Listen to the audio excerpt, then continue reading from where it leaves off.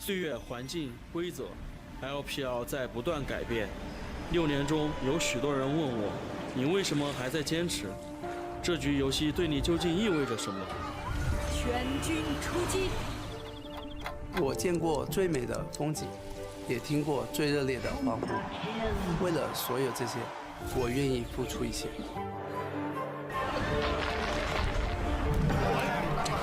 何来联盟？这局游戏是一段旅途，有人中途停留，也有人会做到最后，而终点只不过是另一个起点。50的血量，50的血量！我不走那么多是非曲折，这局游戏赢就对了。 이번 게임의 낭만은 0부터 100처럼 무명에서부터 이름을 날리는 것이다. 我从来都没有后悔过自己走过的路。这局游戏的魅力就在于创造奇迹。 많은 사람들이 전설을 보는 것에 열광하지만 다른 사람들이 그 뒤에서 흘리는 땀에 대해서는 잘 보지 못합니다. 하지만 이러한 땀이 없었다면 저희는 다시 이곳으로 돌아오지 못했을 겁니다. 欢迎来到英雄联盟。 会变的是人和环境，不变的是游戏最后的胜利画面。我明白，这场游戏就是成王败寇，但是不到最后，我不会放弃对王冠的追逐。这局游戏需要牺牲，无私奉献，去成就团队的胜利。他还需要领袖，不管遇到什么困难，都和同伴一起扛下去。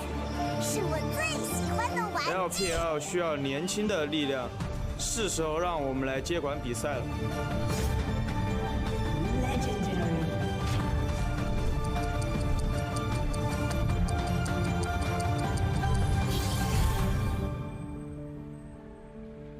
想成为这场游戏的主角吗？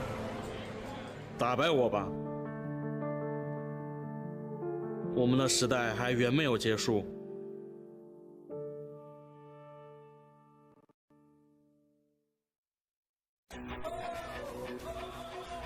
Hello and welcome, ladies and gents, to the LPL 2018 Spring Split, and we're back the day after yesterday, which was week 2, and now we're back for week 3, day 1. It never stops in the LPL, keeps on going, and for RNG, it's exactly what's happening. So they'll be taking on Rogue Warriors today, and you can see they're just, they got the fan signs out as well. They're going to be distributing them to the fans, and they do that at the entrance. On the opposite side, Rogue Warriors, SMLZ looking excited as ever. My name is Richard Polscam, I'm your host for today, and alongside me is Indiana Frostgear, but I can't get rid of you. It feels like we're just next to each other every single day on the analyst desk. It's only your pleasure that you get to sit next to me, Paul, so yes, absolutely. Just 100%. be happy.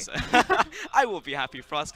We're actually going to go ahead and recap the standings since we have had a full week of action. Let's go ahead and take a look at that.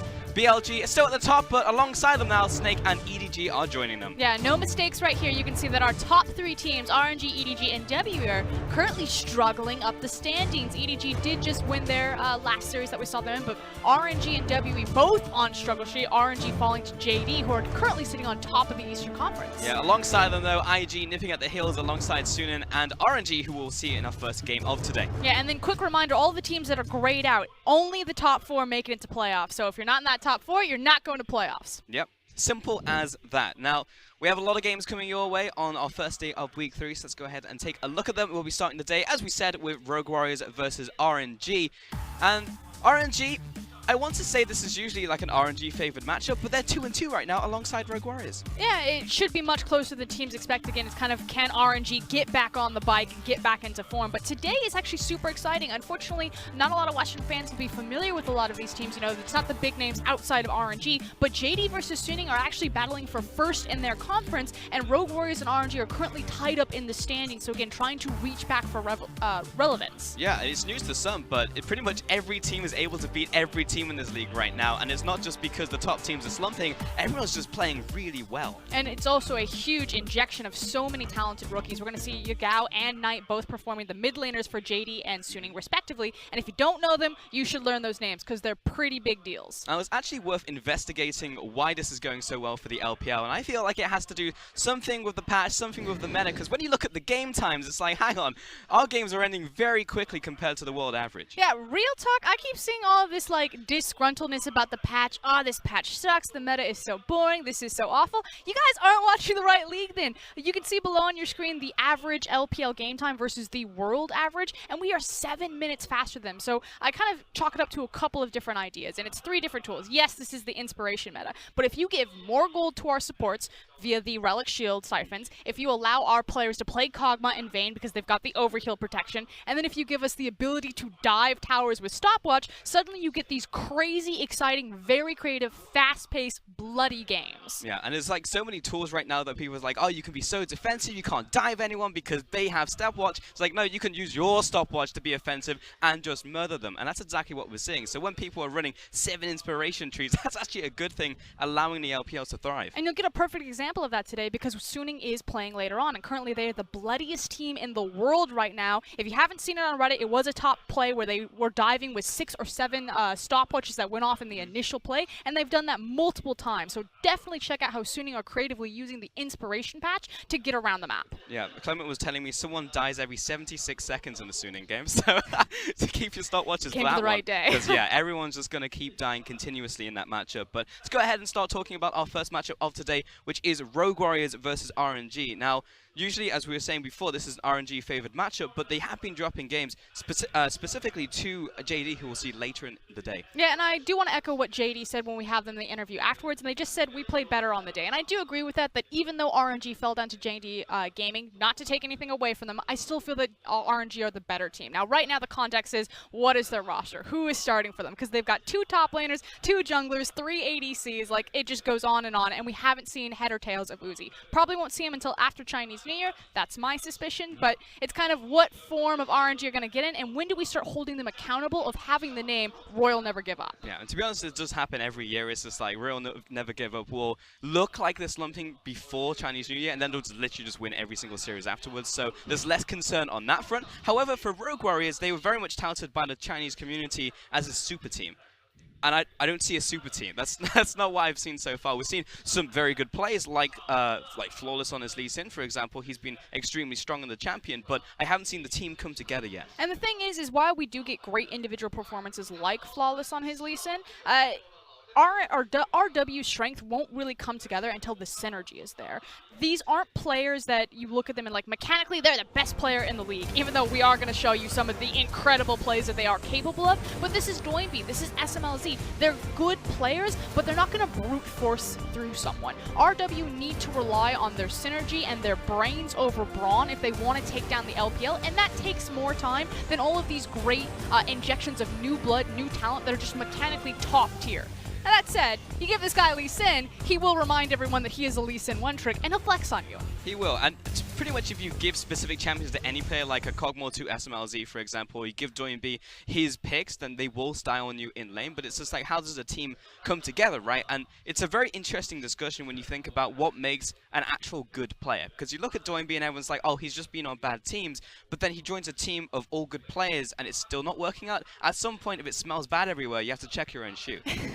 That said, I also think this is almost a conversation that you could extend to someone like Bjergsen as well. I know Bjergsen was suffering a lot of backlash because TSM were very rocky to start. Yeah. And it's kind of this idea that no one is ever going to deny that Doinby and Bjergsen are amazing players. But there is no way that there are so few players that you can just slot them into any team and you automatically get an amazing team. Each great player is going to have their strengths and their weaknesses, and I think Doinby and Bjergsen kind of sit in that similar boat where, yes, it's an incredible talent, but just because you put them on a team, if you don't build around them, if you don't slot them into the proper situations, you will have falters there, and I think that's what we really see with Doinby. Theoretically, though, I think that this should be a good circumstance for Doinby, you know, pairing up with Flawless, a very hyper-aggressive jungler where you have a very supportive, tanky-oriented mid laner, but the synergy just isn't quite there yet. Well, that's really it, right? Because what truly makes a really good player, because I know there are players in this league who you could very easily just transplant from one team to another. Like, I know you were talking about Zhao Hu just before we went live, and it's like, you could very much just put him on any team, and it would be an instant upgrade because he can do well on low resources, lots of resources, like,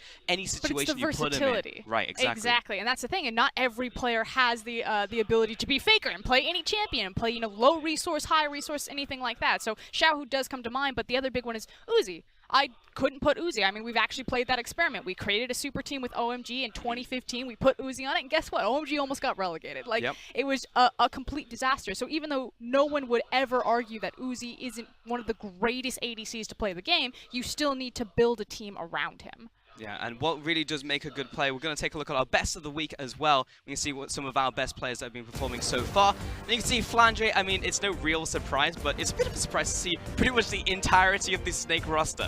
Yeah, but the thing is one of the names that you probably haven't recognized is Guoguo in the mid laner. And like I said, we keep saying it, there is so much new and great talent in the LPL right now, and Guoguo happens to be one of them. This guy was hot fired by our phrase from Raz on his rise this last week, and it's part of the core reason why Snake have suddenly skyrocketed up the standings. It was a bit shocking as well, because Guoguo, he played a little last split and was nothing really to write home about. You watch Guoguo play and it's just like, wow, it's another okay in terms of mechanics mid laner who just slotted into a team, but now he just actually looks really good. On the opposite side, you have Baolan in the bottom lane as well. It used to be called Megan. This guy is still very good. Haven't seen the classic Megan Baolan play though, where he goes around mid side with the mobility boots, just top of mid, goes for the gank, but he's just performing very well in this role. Yeah, it's starting to slow down a little bit. Normally, Baolan is a very aggressive, in-your-face support, like a lot of them are in the LPL. Again, if you give a lot of gold to our supports, they will just engage on you and start fights. This is not going to be a moment, because the thing is, everyone says the games get drawn out because champions like Azir are very high priority. They just wave clear forever, and even if you get Baron, you can't break a base. That's exactly what happened in that hour-and-a-half-long Janair game. But with the LPL, if you give our tanks that much gold, they have the confidence and the execution that they'll get the dive correct. You know, they're not gonna back out. They're not gonna be cowards about this. And to be honest, supports right now are rich, and as soon as 8.2 hits as well, which will be next week, they're going to be super rich. Like, they just have so much gold. I actually wonder if the meta will start shifting towards more damage supports versus just the tanks, or whether the tanks will just get even beefier and just continue to engage. I mean, the interesting thing is it's not just the tank supports anymore, but it's also the fact that all of our AD carries and our supports are running teleport now, or the unskilled spellbook. So suddenly you have, you know, our supports in base, a team fight breaks out, they swap out their exhaust, and they come flying into the initiation. We're like, who's that teleporting in? The mid laner's already there. The top, oh god, it's a I'll tell you what, it really confuses me as a play-by-play, because I usually go towards top or mid, and I'm just like, it's the top. No, the AD carries teleporting in. We saw a Kog'Maw teleport flying gank the other day, and it's just like, I just don't know who's teleporting nowadays. And of course, the strength of taking unsealed spellbook is that if you're someone like a Kog'Maw, naturally you have a lot of bad lane matchups, but if you then go even at all in lane, and then use the teleport to control the creep wave and make sure that you're never missing experience, guess what? You won, because you're a Kog'Maw. Yeah, exactly. And that's just why Inspiration just works so incredibly well for this league. So it's just, as you said, it's hilarious just to see every other region so slow in their games. It's just like, just watch the LPL. We've got action for days. Every single matchup will be hype. Not everyone wants to take the gamble that the LPL players like to take. We believe in the 51%, that if it comes down to a 50-50, guess what? We're that 1% better. Yeah, we'll be better than you, so we can just be better and win the fight. So, yeah, very excited to see what the teams do with it today as well. As we said, still on the patch 8.1, so teams will still be taking the Relic Shield in the bot lane. We'll still be seeing all of that as we take a look at our players here. Yeah, you can see that the players have taken the stage, and it's Rogue Warriors versus RNG, and my featured matchup is, of course, going to be in the jungle. We talked about Flawless, we saw some of his Lee Sin plays, and he's looking across at the duo of MLXG and Karsa. Now, MLXG has been the primary starter for RNG, but he's had some individual missteps. Sometimes you see the MLXD, sometimes you see the MLXG. I mean, they started with Karsa, fumbled that game, MLXG came down and seemed to save the day. I mean, they've said it themselves. They're pretty much just looking at what works best for them right now. You can see Let Me in the top lane, but Zatai is behind him, MLXG in the jungle, but you've got Karsa behind him, Xiaohu in the mid lane, Abel, Ming, and there's like a billion AD carries trying to vie for that first spot there alongside Abel. And across from them on the red side, it is going to be Rogue Warriors, the theoretical Chinese super team, even though they have 2 Koreans on them, but that's fine. Mouse, Flawless, Doinby, SMLZ, and Clue are 2 Koreans being Flawless and Doinby, but they're LPL careers. Yeah, to be honest, Doinby, you would not see him as a Korean player at this point. He's just been here forever, and you'd probably liken him to someone like Rookie at this point. And again, if you're looking at MLXG and Xiaohu and Abel and all those crazy names on RNG, for Rogue Warriors, you're really looking at Doinby and how he unlocks around his jungler. Flawless is supposedly, I guess, the guy that's been stepping up and being the carry. MLXG, SMLZ. We get a lot of abbreviations in this game. Yeah, we do. It's going to be rough for the play-play. SMLZ will carry late game, but Flawless is the guy to pay attention to get everything going early. Yeah, very similar to W in that sense that the jungle will be the person that they're pivoting around. But either way, we're going to send it over to our casters to get us into game 1.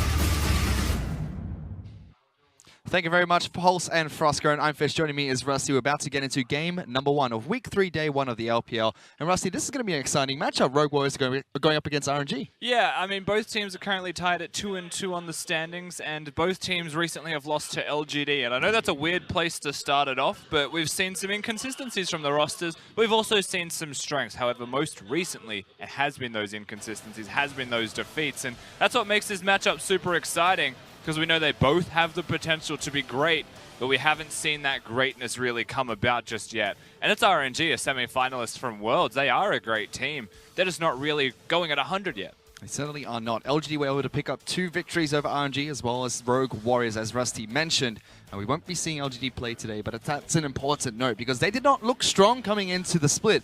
They lost their opening match in Hangzhou at the LGD Arena. They did. Now, these 2 teams, as you mentioned, 2-2 in the ladder, want to be try to chase Snake, who is currently leading the conference. Yeah, chasing Snake, things I never thought I'd say in 2018 for 500. Yeah, Snake look very good, these teams needing to catch them, and I guess the place you'd have to look at regarding that is, if I'm Rogue Warriors, or if I'm RNG, how do I beat my opponents to get up there? Not so much, how am I going to improve myself right now? We're on stage to beat the enemies, and for me, I'm looking at top lane, and I would say that Rogue Warriors got rivened by LGD, and if I was RNG and I was looking at that and said, well, a Riven just absolutely bopped our Gangplank, then perhaps there is a world where Gangplank can be countered, and that might be something that RNG look at. We'll have to see how they do just as we head into Champions League. By chasing Snake, you know, that's the wrong conference. Sorry about that. Wrong side of the table. Everyone's chasing Snake anyway, Fish. Well, we're going to get into Champions League for game number 1. Worlds. We have Kog'Maw as well as Braum being banned up RNG. And Galio is the final ban from RNG against Doinby there. Azir and Camille will hit the bench as well from Rogue Warriors, looking for their final ban against RNG. Yeah, Galio started to rise in priority through the meta, of course, wanting one of the best mid laners now running around. Opens up the potential for carries in the jungle, carries in the top lane, so to see that one taken away does limit the mid lane pool just that little bit more. However, it is pretty much the only mid lane ban besides the Azir, so Rise is still up and available for Doinby. Alistar's the final ban from Rogue Warriors, a ban that we saw very commonly in the first week, but for now, it's been a staple ban against RNG support Ming, who had a few highlight plays with the champion. Sejuani is the first lock-in for RNG, a very popular jungler at the moment. Interesting that it is a first pick for me. Now, the thing that is important to point out about this is that MLXG is the Sejuani player and Flawless is not. He's the Lee Sin guy. And that's what they lock in. Lee Sin gets picked up for Flawless, as SMLZ will pick up Ezreal. And it almost feels like Rogue Warriors are relying on Flawless at this point to pick up that Lee Sin. But MLXG doesn't really care. It seems RNG don't seem to be too stressed out by the fact that he's locked in his above and beyond best champion. Something that he has won games for Rogue Warriors with. He's on highlight reels everywhere in the LPL right now. And they've just willingly given that one over to him. You can't help but feel like they've made it harder for themselves. Well, let's see if they have a plan in play to try and take down this Lee Sin from Flawless in the jungle. RNG lock in Ornn as the next pick. That's a flex between Ming as well as Letme. Yeah, Ornn may well be the flex. If you're going to flex it, then an AD carrier or a mid laner will be locked in as their third rotation. I wouldn't mind mid. Priority on Rise still crops up to me. And there is the Zoe and all of these other hovers, bar those 2. Zoe as well as Vladimir still left up and available. 2 very popular LPL picks. Zoe seems to be the pick of a choice or not. RNG swap over instead, going towards their support, so they don't even use the flex of the Ornn, showing that that will be a top lane pick for Letme. And Tahm Kench heads into the bottom lane for Ming. Yeah, so instead of actually flexing that role, they do just lock it in straight away. And it's a big priority actually placed towards the Tahm Kench, someone that can roam around the Rift. Still the #1 support in my eyes, regardless. Should be locked in by RNG. I respect that decision. But now it also reveals where the Ornn is going, and immediately Rogue Warriors, they pick against it. Gangplank gets taken into the top lane for Mouse, going up against Ornn. We see this matchup quite a bit. It's gone one of 2 ways, leading with Gangplank pushing in or Ornn doing the exact same thing. Well, it needs one of 2 things as well, either to be ganked or to be left alone. If it's left alone and Ornn can push, then he'll get outscaled eventually. But if there's ganks up there, that's when the lane starts to shift, and it isn't just a farm battle against a Kleptomancy Gangplank. Moving into the second ban rotation, RNG still looking to pick up their mid laner of choice for Xiaohu, as well as their AD carry for Abel, who will be starting in this best of 3 series for RNG. Varus is the ban that comes out from Rogue Warriors against Abel. He did have a very strong Varus performance last we saw RNG playing as well. Him and Xiaohu on the Orianna. Outstanding game between the two of them, and another AD carry targeted away from Abel. It's only really the 3 AD carry bans, however, and with an Ezreal locked in, there is definitely a world here where it's just a Vayne. I'm not against the Vayne in this instance. Well, Cassidy is the final ban from RNG, and those 3 AD carry bans are going to be the Varus as well as the Caitlyn. Kalista still left up and available here. Yeah, it definitely is. I mean, Kalista Tahm Kench is a decent duo if Kalista's ever with a tank. It's easy to throw them in. Not with a range carry, though, where they could double up on the passive. And they still don't know who Rogue Warrior's support is, so we'll have to see where they go as everything settles. Well, they head towards the Janna. It's the pickup of choice for Killua in the bottom lane, leaving final pick for Doinby. There you Abel go. decides not to go towards a Kalista. With knowledge of the 2v2 matchup, of course, acknowledging that Xayah is a champion that wants to go backwards. Any champion that wants to go forwards is harder to play against the Janna, as RNG also just finished out their entire comp. Yep, final pick for RNG is going to be Zoe in the mid lane for Xiaohu. Rogue Warriors now will be able to pick what Doinby wants into that matchup. Still plenty of mid lane picks to go through. Ryze is one that stands out. Ryze is also the one that makes the most sense, Fish, so of course it will be locked in there for Doinby. That's a champion that we mentioned at pick number 1 after all of the bans came about. RNG, they prioritized the Zoe, and rightly so, of course. Zoe is a super strong champion, but Doinby, if he runs a cleanse in lane, rushes the Abyssal Mask, he'll have a hard time actually being killed, and that's exactly what Doinby wants. Yep, he certainly will. Remember, actually, we're having some flashbacks to the redemption kill that was used against him in the last match he played against Zoe. Maybe that's why Xiaohu started to play it more. Yeah, MLSG said, no, you play Zoe, or I'm not ganking your lane ever again. Now the redemption heals me. It's genius. I don't think that's what they're saying at all. Probably not. But Zoe's still a very strong pick. We saw throughout the first week of the LPL, in fact, during All-Stars as well, was one of the highest priority of champions. Has been nerfed slightly since. Still very popular in the mid lane, but now is kind of falling through drafts and also being picked up last, like we saw here for RNG. Still has that priority, just not as high as a lot of other characters running around. Kog'Maw and Braum even getting banned in this game alongside the Alistar. And that's the first place I'd have to look now that the draft has been completely finished. Tahm Kench locked in 3rd by RNG, with no priority given towards that for Rogue Warriors. I don't like that they went for the Lee Sin 2nd after Sejuani was locked in. I would have much preferred the Tahm Kench in that rotation to round it out with a 3rd pick in the jungle. But as it stands, RNG with a complete composition on Sejuani, Zoe, Xayah, like that is absurdly strong. And then you add the Tahm Kench in as the number 1 support left standing. They have got a superstar lineup of champions. They certainly do. On the flip side for Rogue Warriors, though, they're not that weak themselves. Ezreal and Janna in the bottom lane, a very strong bottom lane duo. With the Ryze being picked up by Doinby, flawless on his signature champion. A Mouse who's been stepping up as not only the tank player that we previously knew him to be, but also a huge carry threat for Rogue Warriors. Of course, and the amount of times we've seen a Gangplank outscale the Ornn at 20 minutes and just hard carry a game.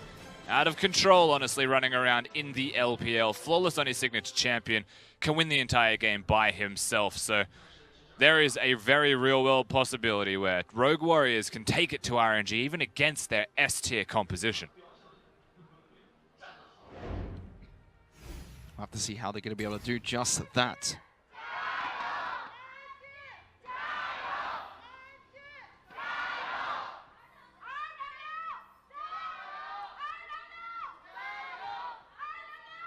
They're there.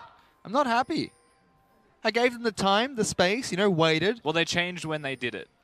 They got you. And then they waited for a while before. You know, normally it's when we get onto someone's rift, they're like, oh yeah, let's go.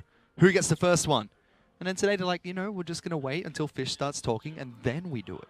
Oh, unlucky, Fish. You don't get to make your Not point. happy. Not happy. You know what they say. What do they say, Rusty? No, I said you know what they say. I was hoping you'd know. No, I have no idea. I don't know what they say, Rusty. Oh, this is backfired. Flawless is going to be starting on the top side of the map here, picking up red buff. We'll get a slight leash coming out from Mouse, whereas in the bottom lane, MLXG will be starting on his own red buff. Yeah. Very rare that we see junglers path on opposite sides of the map. Yeah, usually you won't see, in this case, of course, the Lee Sin starting on the top laner's side of the map. If he's up against an Ornn who has Ignite, losing any kind of wave control could be painful for him.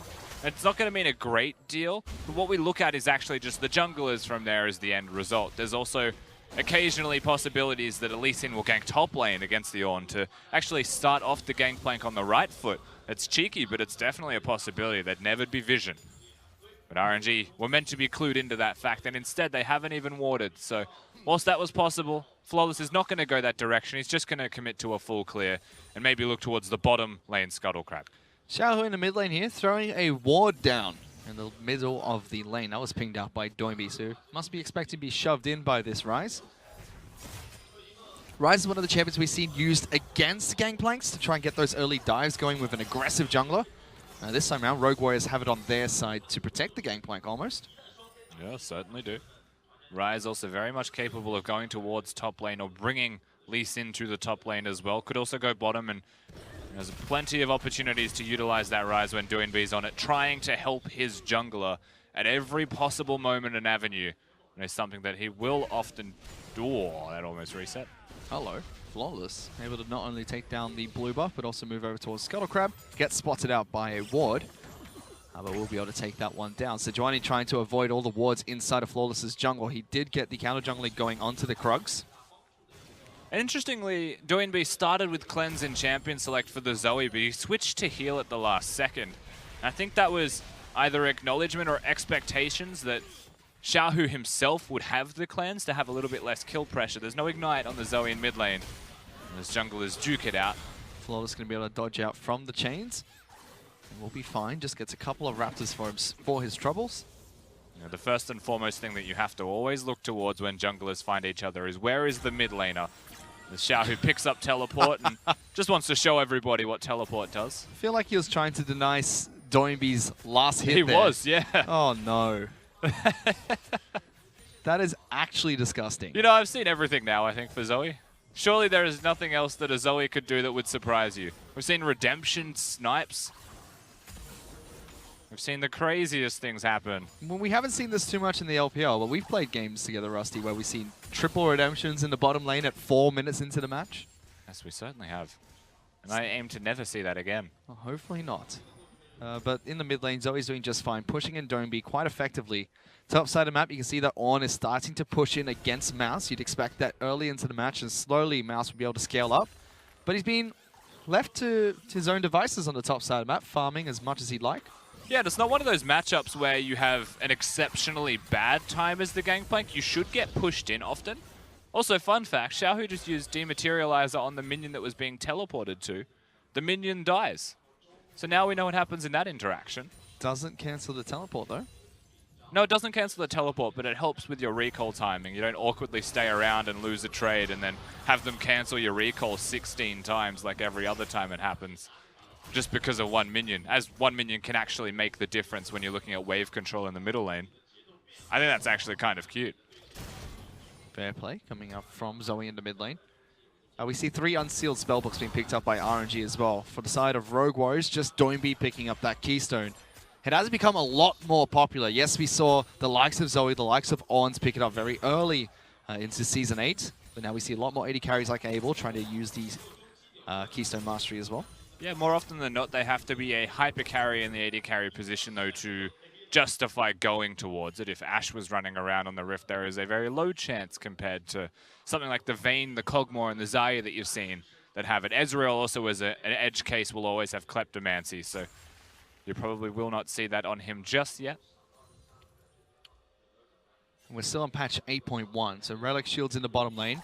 Flawless now looking to try and get behind Xiaohu. Even a teleport coming in for Doinby, but Amalek, she is here. Good tag damage on towards the Zoe. Flawless gets the execute damage down as well. Pops his stopwatch nice and early, and now it's going to be Killua that joins the fight as well. Ornn even trying to come back down, throws the ram back, and when she gets that first kill on towards Flawless, Xiaohu jumps away, but he will send him to sleep first. Doinby fighting this one out with SMLZ, tries to take off Ming, but he's going to run back as well. Meanwhile, I'm actually low on health, forced out of the fight. Let me try to cut this one back. Doinby very low. Abel jumps in the fight as well, and she wants to come back in. Rogue Warriors trade back. And they're able to take down one, but still RNG get the first blood. We hit 6 minutes in the game and absolute chaos just breaks out. Everybody's coming down except for Mouse, who's just going to be hanging out up in the top lanes. So whilst it's traded 1-for-1, yes, there's maybe a small advantage to the first blood going over to MLXG. There's actually just a big summoner spell trade, and the real winner is Mouse. All of this time, he has caught up the CS difference. He's denying experience under the turret, and ever since he teleports to lane, that's when the play is actually made from RNG. And I really like this from RNG. They've said we have a teleport advantage. He just used the top. He comes into fight. But with all of the stopwatches that happen, all of the time that is bought as a result of those stopwatches, it doesn't really matter too much in the end because it buys enough time for Rogue Warriors to get here first, to contribute first, and that's what makes the trade equal. On top of that, they picked a fight while SMLZ and Kalua were pushing that bottom lane. So they were able to rotate over. Abel was stuck underneath the turret. Ming was back in base. No unsealed spellbook for the Tahm Kench. Meant he was there a little bit later than normal. Amusingly, of course, we did just say that you should look towards the mid laners and who can rotate first to a trade. Well, this time it was everybody. And it turns out that Rogue Warriors were just slightly faster. However, it's still a 1-for-1 trade, so gold is dead even between the two teams. Flaw's going to take some damage here. Paddlestar not going to be able to connect. He gets over the wall and back to safety. Yeah, they've got a lot of pings going out to where they think he is as well. Let me also moving down the river to place a ward, and we'll find that it is control warded. And he's a bit too afraid to go and check for Flawless because they think he's on the top side of the map. When in actual fact, he's doing blue buff for Doinby. Rise will be able to rotate over and pick that one up for himself. Look how afraid they are. Xiaohu placed another ward, shallow in the river, in a very neutral position because they don't want to clear that control ward. What if he's there? Don't blame him, to be honest. Flawless is very strong on this Lee Sin pick, and he's already showed that in this game alone. Yes, he's the only death for his team, but he started the big team fight for Rogue Warriors. We've already said Mouse has been left to his own devices top side of the map, farming on his own. Letme wants to stop that, throws out the battering ram, gets good damage on towards Mouse, trying to lock him down. He still has oranges available. MLXG will get the passive proc. Mouse eats an orange, he's fine for now. MLXG though gets turned around on Mouse. Forces the ultimate out of Sejuani. Mouse still wants to go forward. Letme's at half health, tries to turn this one back around. Barrel's going to deal some decent damage. Flawless as well as Doinby were not able to rotate over towards this fight, but they are now, Fish. They're rotating over right now. Doinby's working with Flawless. They're looking towards it very aggressively. And now they know there's no sleepy trouble bubble, so the pressure is here, the threat is there. And Rogue Warriors win the top lane as a result of Mouse coming up clutch in a 1v2. They couldn't kill him. And guess what, Fish? He still had a stopwatch. He was not dying. He was not. Mouse kites that went out quite well in the top side of the map. Was not able to pick up any return kills, but forces the ultimates out of both top laner and jungler, and Doinby, as well as Flawless, get some time to rotate towards the top lane. SMLZ using his ultimate to trim down the mid lane so that Xiaohu can't push effectively into that first turret, and Rogue Warriors will pick up the first turret top side of the map. Great cross-map awareness from SMLZ to throw the ultimate, as well as Rogue Warriors' entire roster going up to the top side when they can, as they can, to threaten down the structures, capitalizing on a Gangplank who didn't teleport into the fight, but had pushed the lane in instead, and getting that first structure to go down, a sizable gold advantage starts to grow. Already, it's about 1,500 gold in favor of Rogue Warriors. Again, RNG, this is the team that was sent to Worlds for the LPL. Went all the way to the semifinals, performed well at the semifinals as well. Rogue Warriors, a relatively new team, but with some familiar faces of Mouse, of Doinby, of SMLZ, and some superstars like Flawless who look so good when they get their signature champions. Unfortunately for RNG, it doesn't really feel like they've done anything crazy poorly either. They missed an execution on a single team fight and things start to shift towards Rogue Warriors. I also don't think that Rogue Warriors have done anything exceptional in terms of macro play. They are doing it very well, I will say, but nothing surprising, nothing unexpected. And so far with the gold lead growing as it is right now, with a Gangplank on the side of Rogue Warriors, that gold lead will stretch further without any turrets, or with laning phase staying as it is and continuing forwards. It feels like now RNG are pressured to make the next move. It's a Gangplank and an Ezreal, double Kleptomancy users. Gangplank will accelerate slightly faster thanks to his passive. Certainly will, and of course you mentioned the bottom lane, SMLZ having it, so 2 places of the map getting extra gold here and there. Two places of the map prolonging their laning phase as well by champion choice. And RNG losing those lanes. Losing the one lane they were realistically meant to win as well on the top side just because of the teleport play. Doesn't work out. Bottom side of the map, you can see Abel is falling behind in CS against SMLZ. Let me going for another fight here against Mouse. Gets the battering ram once again. Mouse tries to fight him around his own barrels. Mouse is taking it. Good damage against Let Me. Pops his own ultimate. Tries to get the parlay down. Let Me can't come back into this fight. That zone control is too good. MLSG just trying to be the body block, but look at this. The rest of Rogue Warriors are going to rotate. Mouse just has to survive for a little bit longer. Ming makes his way up to the top side of the map. Cancels out one of the barrels. Let Me is going to escape. Doinby now rejoins the fight. Ming will save his jungle and try to walk away. The rest of Rogue Warriors not close enough to pick off the rest of this fight. Honestly, it feels like Mouse was too afraid of something coming out. He still had the stopwatch and chose not to use it on the Sejuani ultimate. So I'm not too sold on what he was looking for there, besides maybe sniping the kill against Let Me. Let Me plays it very well, very cautiously, and never overpresses, oversteps to try and get something done. There's Doinby. Still wants it. All right, buddy. Does have flash and he goes for it. Flash wake up for Let Me. We'll get that final Q, but Let Me is way too tanky. One more auto attack would be enough. Doinby's chasing after, throws out the Q, not in quite enough range. And Xiaohu follows up, picks up that return kill, picks up the revenge. He just should not have gone for that play, plain and simple. That is a massive mistake from the mid laner of Rogue Warriors. Uses the flash to go forwards. Let Me had his flash the entire time and just gets out by walking away. Very, very aggressive play coming out from Doinby. Does not work out for him. MLSG is forced to move down into this bottom lane to help out with Abel, while Ming, after rotating to the top side of the map, has sacrificed some damage not only onto Abel, but also the bottom lane outer turret is now fairly low. He picked up a smite. Thank you, Xiao. You can do your blue buff by yourself. Again, not surprised. It's No. Zoe. He can pick up whatever he desires. But yes, Doinby, that play in the top lane. Unfortunately for him, when you coincide with what just happened with Mouse, two mistakes have now happened back-to-back on the top lane. And that actually helps to equalize a lot of pressure for RNG. Unfortunately for RNG, though, their turret is already gone. The pressure is still there in the bottom lane. And Rogue Warriors have a very defined place that they should be looking at, especially when Mouse hits 11, especially when he gets 500 Serpents and upgrades his ultimate, and when his teleport is available. And they've got a couple of those things ready to go already. Doinby's also been able to pick up his blue buff. We saw Xiaohu take his down all by himself earlier.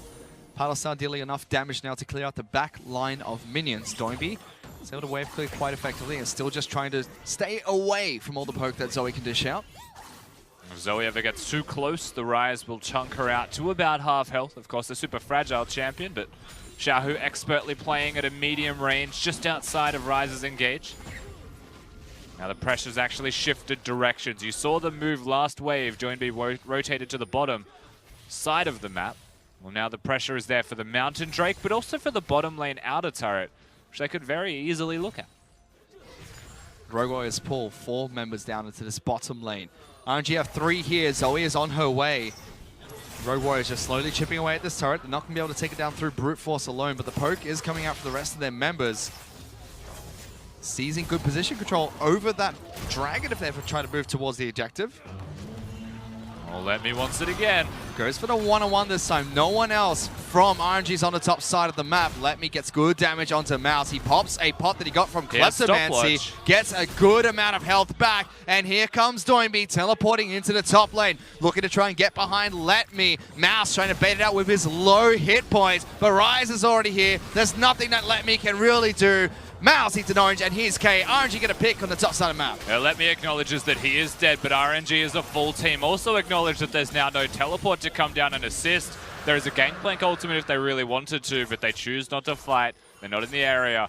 And whilst it was a nice pick, ultimately it's just going to be traded for objectives in the end with a bonus 300 gold to boot. However, it really comes down to if that Herald is placed successfully or if it's just a win for RNG. So RNG will lose their top laner. They do take that Mountain Dragon. But during this time, Flawless has made his way to the top side of the map, picks up Rift Herald for his team. Doinby shoves in that top lane, denying CS away from Let Me.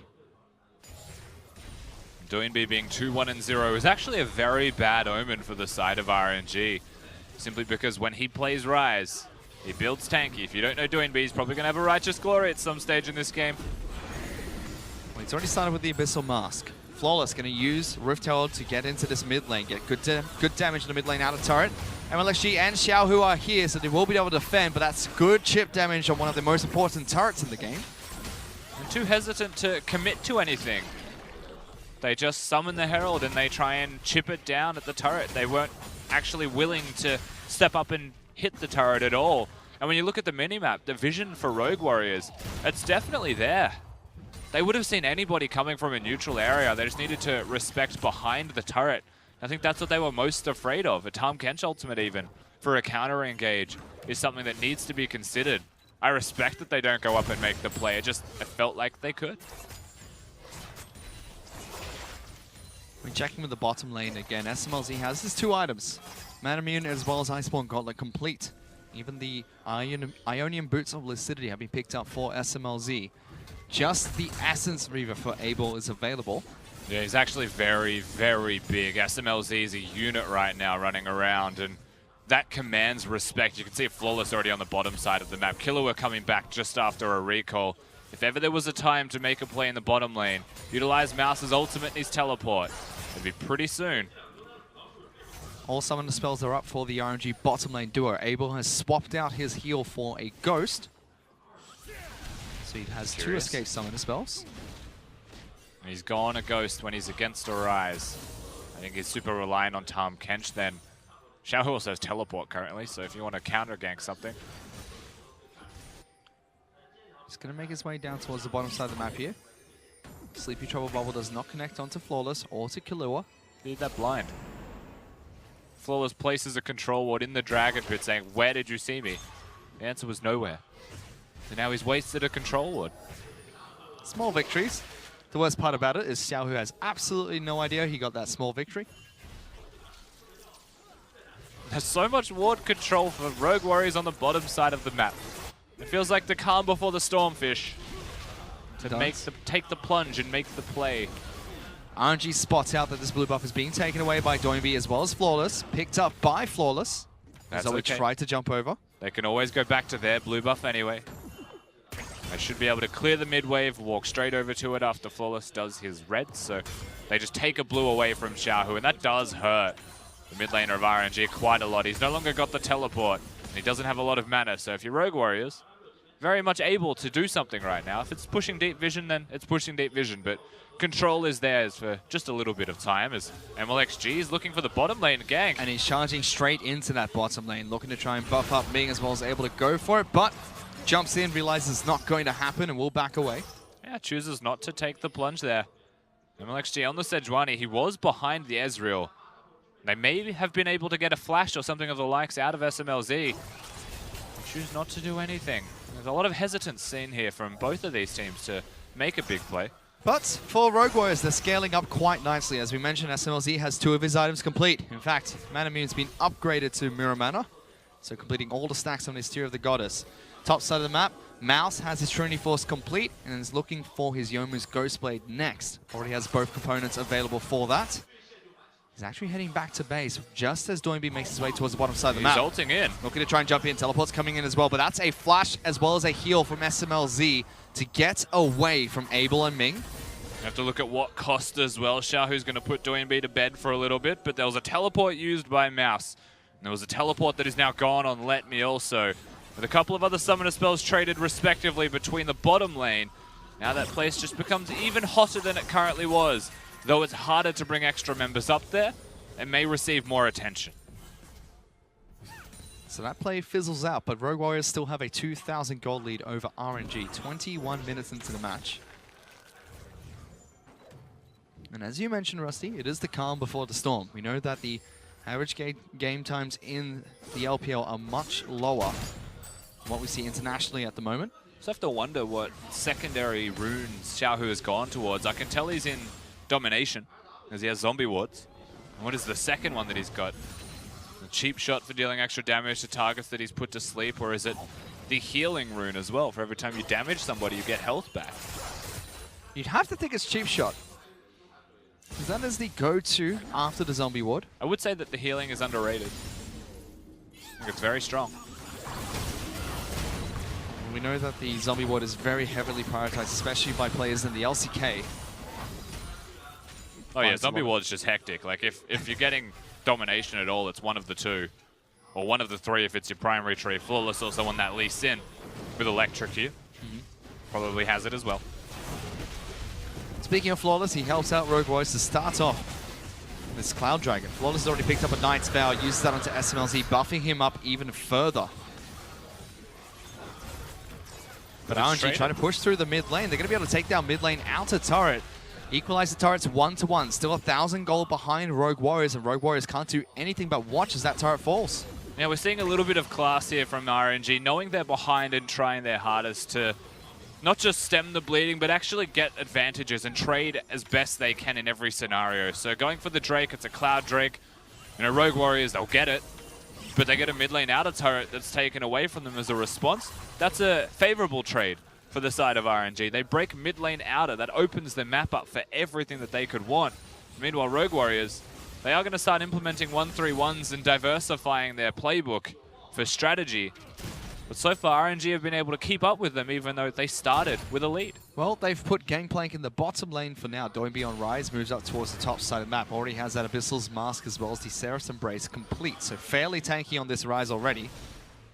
I'm actually trying to stop them from picking up that control ward. Not going to be able to do so, and takes a lot of damage for it. Meanwhile, Ming gets into the back lines. However, Flawless is not going to be able to get out through the Rise ultimate. He's trying to jump into the back of the pit, but the rest of RNG have cornered him. Gangplank ultimate does come out, trying to stop RNG from retreat, but that was an interaction there, Rusty. I'm not sure what happened. What stopped him from going through? The Rise had Zonias, and everyone in the ultimate should have went. Am I missing? I feel like I'm missing something. Anyway, he doesn't get out, but he lives in the end. Had to use the kick. MLXG was low, and it gives a lot of time for Rogue Warriors to get the mid lane turret and teleport. Just that, teleport being used by Zoe.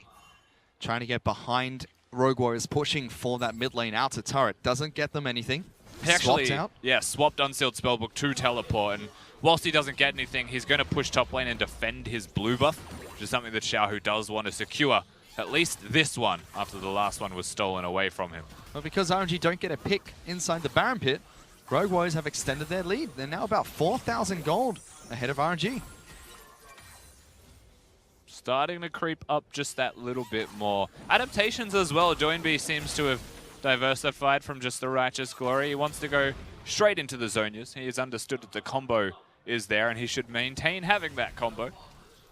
He was already building towards it before he had to use the stopwatch in that prior engage as well. So Doinby's changed it up this time. He has an amplifying tome though, so it does look like he might go towards a Void Staff next. Not going to be the usual tank Rise that we normally see out of Doinby. No. Doinby has said that now that he's got other carries on the team, he can build more supportively. And we know in the past that he'll often want to do that. But going towards the Void Staff in this game, committing a little bit harder towards the carry path, might mean he feels the propensity, he feels a need even to carry. Oh, he is across from 3 tanks in this match. Let me on MLXG on Sejuani as well as Ming on the Tahm Kench. Yeah, Void Staff is actually super necessary against all of the tanks. Which has already been picked up by Xiaohu on the Zoe. As we take a look at the rest of the items, SMLZ has completed his Blade of the Roan King, so he will be able to deal well with the tanks from RNG in this match. However, for Abel, still sitting on Essence Reaver as well as Phantom Dancer. Not quite as strong as the Ezreal at the moment. But he has completed the second item, so the Essence Reaver is a little bit more efficient. The Phantom Dancer helps a lot with being a duelist as well. Abel is actually relatively strong now. And if we contrast him to SMLZ, I don't feel like he has as much presence when he's running around. Yeah, there is pretty much a full item of difference between them. SMLZ's gone towards an Iceborne Gauntlet, so he wants to clear some waves better, be a little bit more tanky whilst keeping the same cooldown reduction. He's rushed that cooldown reduction because he just wants to be a poke bot. He wants to work with Mouse, start sieging, but siege with the purpose of poking down someone's health bar and then go for an objective or commit to a Lee Sin kick or play. As Rogue Warriors continue to try and take vision control over the Barren River. Doinby clearing out a couple of wards that were left. Xiaohu's still trying to find picks with the Trouble Bubble, but not able to get anyone from Rogue Warriors down just yet. Still a 3,600 gold lead for RW. They have Gangplank split pushing in the bottom lane. Mouse has the teleport available if he needs to join a team fight. 3 items complete for the Gangplank as well.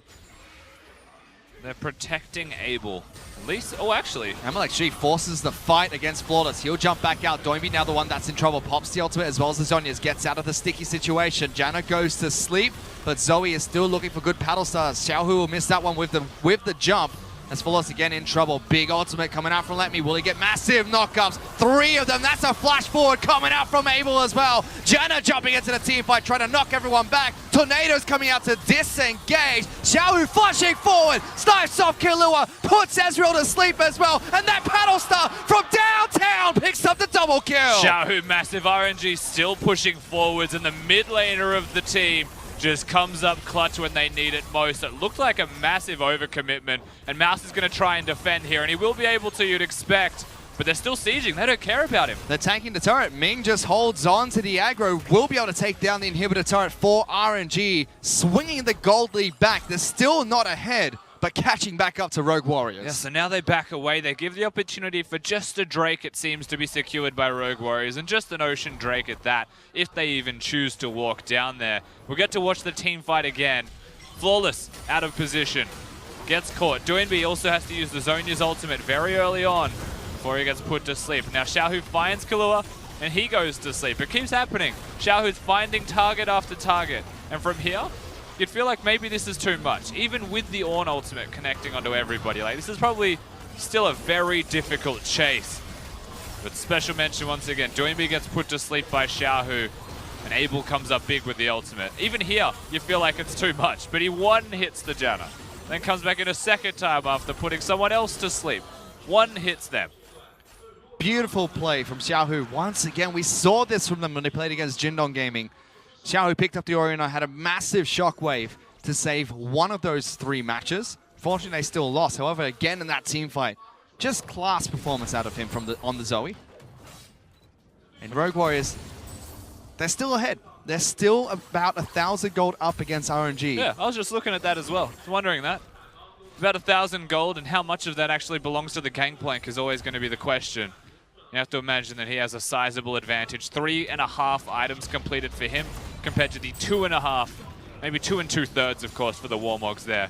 Well, Let Me. That wave right there was 300 gold for Mouse. So he's going to be able to catch up quite nicely. Let Me takes down another turret for RNG, pulling the gold lead back even closer. If Mouse gets a Sterix gauge here and it's 4 items to 3, then that's pretty much where the gold difference lies between these teams. In one member of Rogue Warriors, as there is a ward in that pit still. They see you. Rogue Warriors don't they quite see know. You baiting. They know, well, RNG know the Baron buff hasn't been started, but don't have vision on the rest of the Rogue Warriors members. Also, Doinby just quietly has got 350 CS at 29 minutes. That's sneaky. They were looking for the red buff. They wanted Abel. Couldn't find him. Very sneaky play from Rogue Warriors. Curious use of the ultimate from Ryze. Doesn't net them anything. It doesn't cost them anything either. They went through a Ryze ultimate to a place where they had no vision. But they are able to walk out unscathed because not even RNG would suspect they would go there. The madness. They went fishing by jumping into the river, Rusty. Didn't get anything. They definitely went fishing. They didn't hurt themselves either, so they were okay. They were fishing in a pond.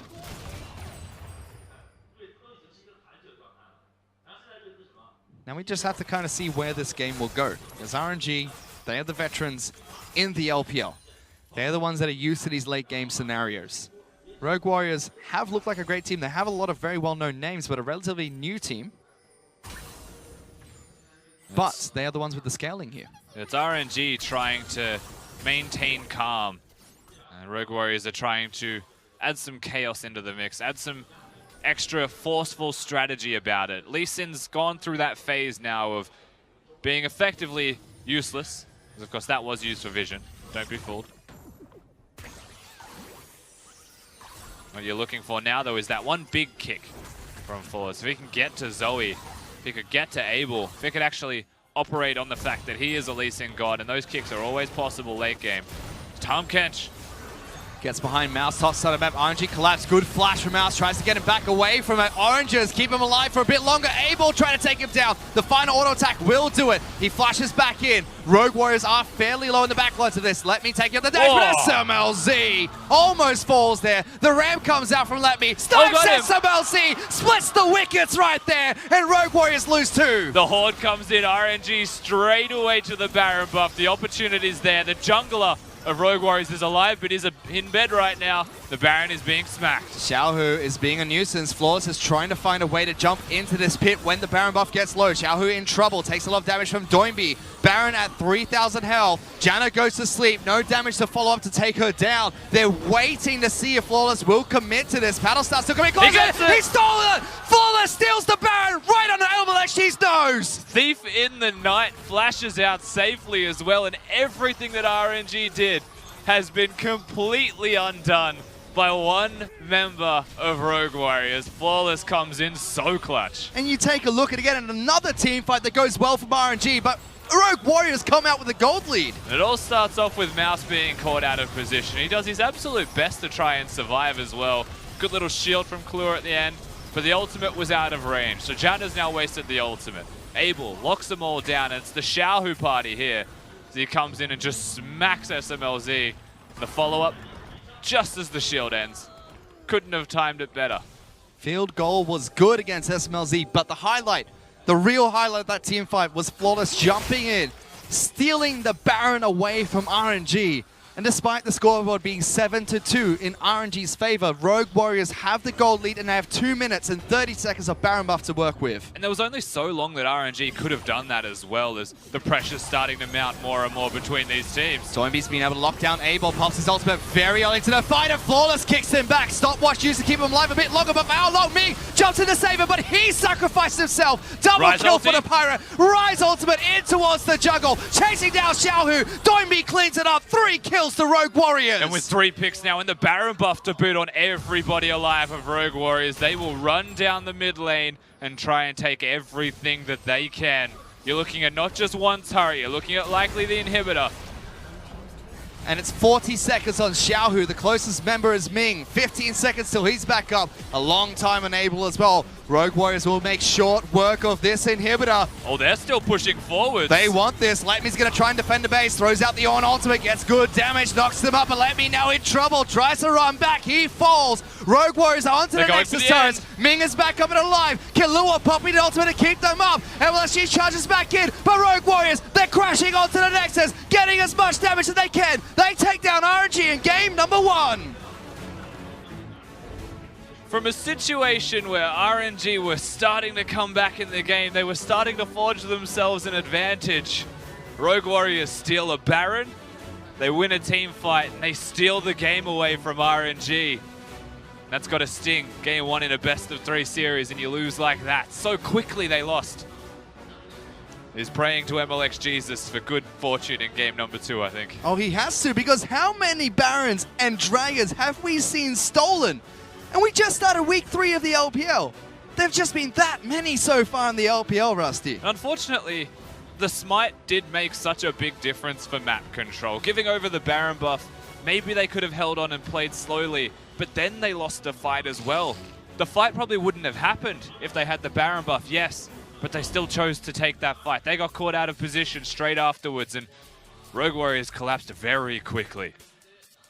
And although it was RNG with the kill advantage, 7-6 at the end of the game, Rogue Warriors is the one that led throughout that entire match. Even when RNG were taking good fights, taking proper objectives, Rogue Warriors found a way to stay in this match. SMLZ came out on top with Doinby and damage, and Flawless didn't have too much impact early, but in the late game he looked flawless pretty much. He certainly did. He hit that late game point. I mean, even in the last team fight, he kicked the Sejuani into Xayah, opposed to kicking the Xayah for the extra damage to lock her down on the spot as well and allow the rest of the team to do their work and carry the rest of that team fight out. So clutch from him, super clutch to get the smite on top of all of that as well, but it was the whole roster performing. For me, RNG's bottom lane 2v2 were the ones lacking, where SMLZ looked fantastic. And Abel was one that got caught out for RNG in that late game that allowed Rogue Warriors to clean up the fight and push straight down the Nexus. Very decisive shot calling from them to end the game as well. Yeah, the fact that they said it's not just an inhibitor, they took the aggressive call. That's something that you'll get in the LPL that you'll very rarely see in the LCK as well.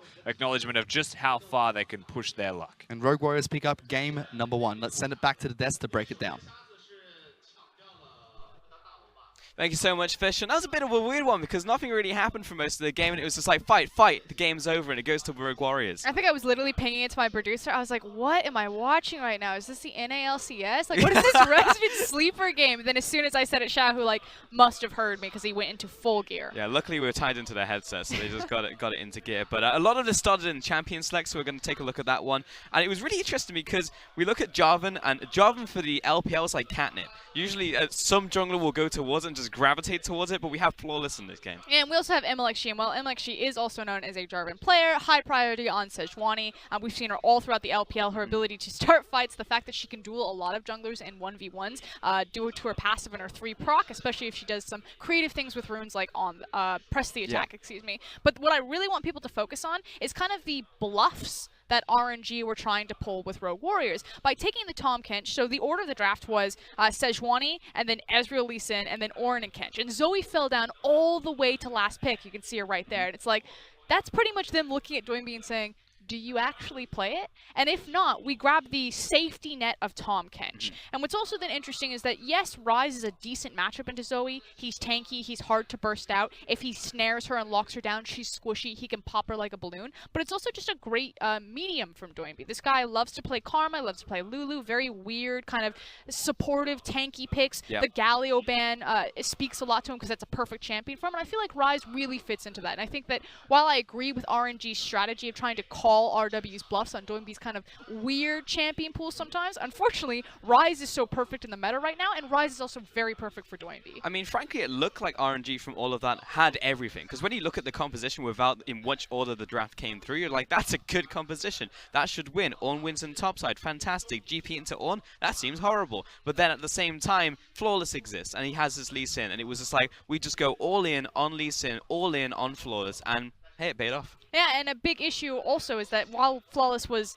very proactive in the early game getting things down, there was that huge kind of mid-game blunder from RNG where they could actually press the aggression and kind of press forward the game, but they didn't do anything. And so I actually really blame RNG for that loss there. They were kind of in control. Like you said, they theoretically could have had the winning lanes across. They could have executed on things, and they just didn't. And that's very uncharacteristic for them. Yeah, and we can take a look at that as well because we do have a replay to illustrate what really went wrong in that game for RNG, because we look at this top side. Yeah, and so this is the one time when RNG finally come back to life. You're like, okay, this is the RNG that I expect right there. Boom. Abel actually uses his ultimate aggressively. And I was like, paying attention to team fights, that was the 3rd time that he had done that, and it forces him to flash out. And at that point, things look okay for RNG. You're like, okay, maybe for the Baron call is bad, but your AD carry doesn't have flash. And in the very next team fight, the one that Abel is caught out, he doesn't have his flash. He uses his Featherstorm aggressively again for the 5th time that game, and he gets punished, and they end the game. So unfortunately, I hate to like just kind of nitpick or point fingers, but Abel really mispositioned multiple times throughout the entire game, and it finally bit him in the ass in the very last team fight. Yeah, 100% in that mid lane. However, our man of the match will be Doinby in this one, so talking about his champion pool, and does he play the Zoe? But he plays the Ryze, and that was a fantastic place from Doinby. And the thing is Doinby was just called out. Rogue Warriors fell to LGD, and they effectively said, you know, we know that Doinby likes to build tanky usually. He was playing the Kassadin, he didn't really have any AP, so they just decided to engage on him and killed him. And so Doinby, like I said, Ryze just kind of fits that perfect hybrid of offering a lot of utility, a lot of tankiness, and a lot of ability to carry games. And guess what Abel's gonna do? Watch Abel. Yeah, he uses it after he gets locked forward. He's on the very front lines. He doesn't have a flash because he just used it on the top side of the map, and he gets popped like a balloon. And wrong place, wrong time. RW just grabbed the team fight. And this is what we're talking about. You know, the LPL teams, if you give them an inch, they will take a mile. It's just one single team fight, and they automatically close the game. Yeah, it doesn't matter if you're RNG or you're JD or you're Sunin. It doesn't matter what team you are. all teams are like this in the LPL. You give them anything, as you said, they will take the mile, they will take the game from you. But I also want to give props to Flawless, because he had the job available to him, but at the end of the day, he's a Lee Sin one trick. Like, you give the one trick as Lee Sin, he'll steal the Baron for you, he'll win the game for you. But this is the problem. You doubt that RNG are going to do that again, especially because they have someone like Karsa and MLXG on the roster. If they don't want to waste a ban on the Lee Sin, they can actually just pick it for themselves and have their own Lee Sin one tricks run away with a game. Although that may be offensive to Karsa. He definitely plays more than Lee Sin. But I don't know. I don't know how long Rogue Warriors are going to keep getting away with this. They have very, very tiny champion pools pretty much in multiple positions, and yet they keep getting like their signature champions. Mouse on Gangplank, Doinby on Karma or Lulu or Ryze or something like that, and Flawless on Lee Sin. I mean, eventually you do have to think that it will be exploited, but I have to say at this point, maybe we need a better team to try and exploit that, either in cross-conference or maybe JD Gaming when they go up against them again. But either way, we'll see if that is the case as we head to a short break as we get into game number 2.